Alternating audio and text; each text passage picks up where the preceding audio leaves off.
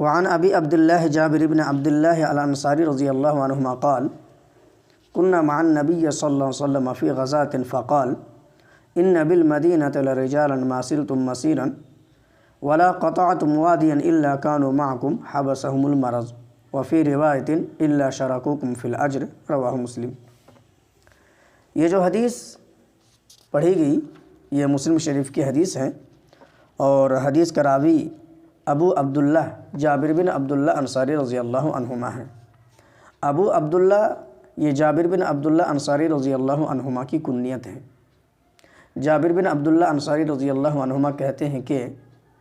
ہم لوگ نبی صلی اللہ علیہ وسلم کے ساتھ ایک غزوے میں گئے ہوئے تھے، اور آپ صلی اللہ علیہ وسلم نے فرمایا ان بالمدینۃ لرجالا ما سرتم مسیرا ولا قطعتم وادیا الا كانوا معكم حبسهم المرض، کہ مدینے میں کچھ لوگ بیماری کی وجہ سے رہ گئے ہیں، وہ ہمارے ساتھ غزوے میں نہیں آ پائے، یعنی کہ آنے کی نیت تو تھی لیکن بیماری کی وجہ سے وہ ہمارے ساتھ غزوے میں نہیں آ پائے، اس لیے وہ مدینے میں رہ گئے ہیں۔ اس لیے تم نے جتنا بھی سفر کیا ہے اور جو بھی وادی طے کی ہے وہ تمہارے ساتھ ہیں، اور ایک روایت میں ہے الا شرکوکم فی الاجر، کہ وہ اجر میں تمہارے ساتھ شریک ہیں۔ یہ جو حدیث آپ نے سنی کہ صحابہ رضی اللہ عنہم نبی صلی اللہ علیہ وسلم کے ساتھ کسی غزوے میں گئے ہوئے تھے اور کچھ لوگ بیماری کی وجہ سے مدینے میں رہ گئے، اللہ کے رسول کے ساتھ غزوے میں شریک نہیں ہو پائے، تو جو لوگ اللہ کے رسول صلی اللہ علیہ وسلم کے ساتھ غزوے میں شریک نہیں ہو پائے تھے، اللہ کے رسول نے ان لوگوں کے لیے بھی خوشخبری سنائی اور صحابہ رضی اللہ عنہم سے فرمایا کہ تم نے جتنا بھی سفر کیا ہے اور جو بھی وادی طے کی ہے وہ تمہارے ساتھ اجر و ثواب میں شریک ہیں۔ جو لوگ تمہارے ساتھ غزوے میں نہیں آ پائے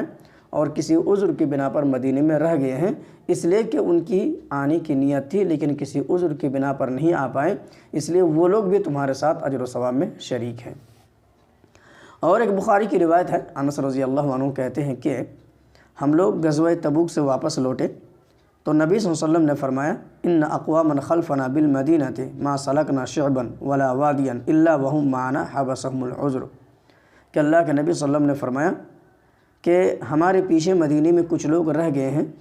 ہم جو بھی وادی یا گھاٹی چلے ہیں وہ ہمارے ساتھ ہے، یعنی کہ اجر و ثواب میں وہ ہمارے ساتھ شریک ہیں، اس لیے کہ کسی عذر کی بنا پر وہ مدینے میں رہ گئے تھے، ورنہ وہ بھی ہمارے ساتھ آتے، ان کی آنے کی نیت تھی لیکن کسی عذر کی بنا پر رہ گئے تھے، ہمارے ساتھ وہ نہیں آ پائے، اس لیے اجر و ثواب میں وہ لوگ بھی ہمارے ساتھ شریک ہیں۔ ہم جس بھی گھاٹی یا وادی میں چلے ہیں ہمارے ساتھ ساتھ وہ بھی اجر و ثواب میں شریک ہے۔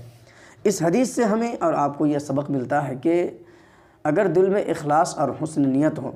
اور آدمی کسی نیک عمل کا ارادہ کرتا ہے اور کسی شرعی عذر کی بنا پر وہ عمل نہیں کر پاتا ہے، تب بھی اسے گھر بیٹھے ہی اجر و ثواب عطا کیا جائے گا۔ اس لیے دل میں ہمیشہ اخلاص اور حسن نیت ہو اور نیک عمل کرنے کا ارادہ کریں۔ اللہ رب العالمین سے دعا ہے کہ ہم تمام مسلمانوں کو دین کی صحیح سمجھ عطا فرمائیں، آمین۔